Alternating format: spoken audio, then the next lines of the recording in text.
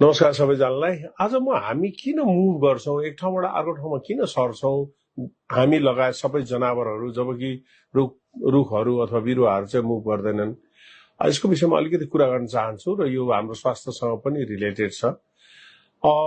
जब चाहिँ हामीहरू चाहिँ पहिलोचोटि चाहिँ एनिमल र प्लान्ट डिभाइड भयो, लुका भन्छ लास्ट युनिभर्सल कमन एन्सेस्टर लुका, एउटा वान सेलको चाहिँ जब एउटा चाहिँ प्राणी आयो, तब त्यसले पहिलो चिज के गर्यो भने त्यसले मुभ गर्यो।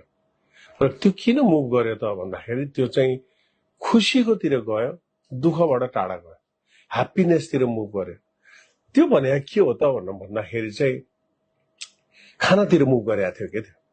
र त्यो बेलादेखि आजसम्म हाम्रो मुभमेन्ट त्यो बेलामा सुरु भएको लुकाबाट सुरु भएको हाम्रो मुभमेन्ट चाहिँ आजको मितिसम्म पनि मुभमेन्ट कन्टिन्यू छ। र हामी जहिले पनि चाहिँ ह्याप्पिनेसको लागि, हामी खानाको लागि मुभ गरिरहेका हुन्छौं। र हामी जहिले पनि डरबाट, त्रासबाट, पोइजनबाट, अप्ठ्यारो चिजबाट टाढा भागिरहेका हुन्छौं।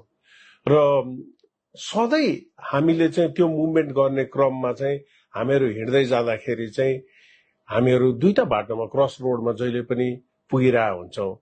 यता जाने कि यता जाने, कुन चाहिँ चुज गर्ने त भन्ने क्रस रोडमा पुग्दाखेरि चाहिँ हामीले चाहिँ जहिले पनि आफ्नो पुरानो विवेकले बुझे अनुसार, हाम्रो त्यो बेलासम्मको नलेजले बुझे अनुसार हामी खुसीतिर जानुपर्छ भन्दा हामी खुसीतिरै जाने हो।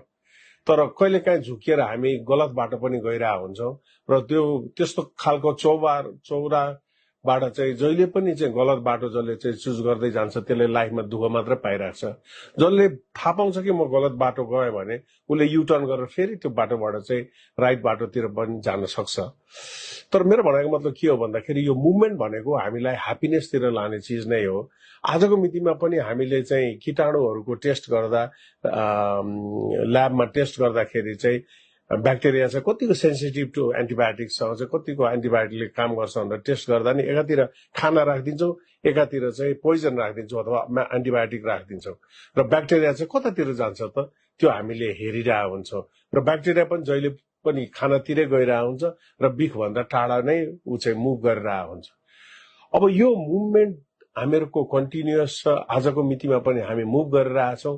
पहिला हामी खानाको लागि मात्र मुभ गरिरहेको थियौँ होला, सिम्पल ह्याप्पिनेसको लागि मात्र मुभ गरिरहेको थियौँ होला भने अहिले हामी अझ त्योभन्दा नि ठुलो, त्योभन्दा नि बिगर एचिभमेन्टहरू पाइन्छ कि भनेर एक ठाउँबाट अर्को ठाउँमा, एउटा देशबाट अर्को देशमा हामी मुभ गरिरहेकै हुन्छौँ। र यो प्रक्रिया संसारभरि कहिले पनि स्टप हुँदैन। हामी आजको मितिमा पनि त्यही खालको चाहिँ जनावरै छौँ। Thank you very much.